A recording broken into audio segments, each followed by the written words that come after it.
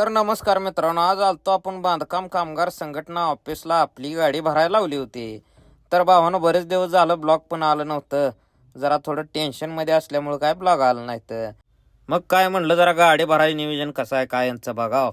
पण काय जरा निवांत होती. चहाचा ब्रेक आहे का काय म्हणलं.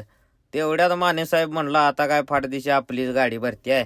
तेवढ्यात इकडे पेट्या टाकलायचा कार्यक्रम सुरू झाला. आणि त्यात मटेरियल पण भरपूर होतं. पेट्या होत्या, बॅगा होत्या आणि भांड्याच्या अजून पेट्या होत्या. मग काय भरपूर मटेरियल असल्यामुळे म्हणलं इकडं गाडी एकदम व्यवस्थितच रचाय चालू करावं लागते. मग काय हमाल दादाला म्हणलं व्यवस्थित गाडी तेवढी रचून घ्या.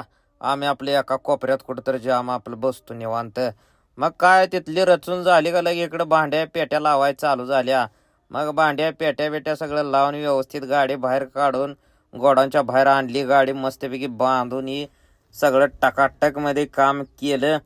आणि आता म्हणलं गेट पास घ्यायचा आणि निघाय चालू करायचं. मग काय जाताना जरा दामानं जायला लागत होतं, कारण लोड काय लय नव्हता पण माल जरा हौद्या बाहेर आलता.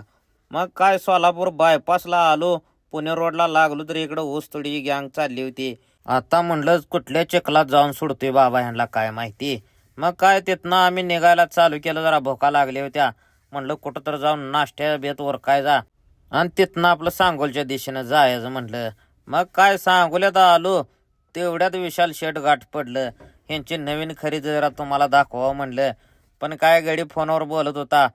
मग काय तिथनं आलो, आपलं गाडी खाली करायला लावली, रशी बिशी सोडली मस्तपैकी.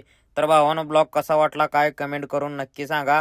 आणि आजची आपली रात्र अशीच बोंबलत जाणार आहे. तर धन्यवाद मित्रांनो.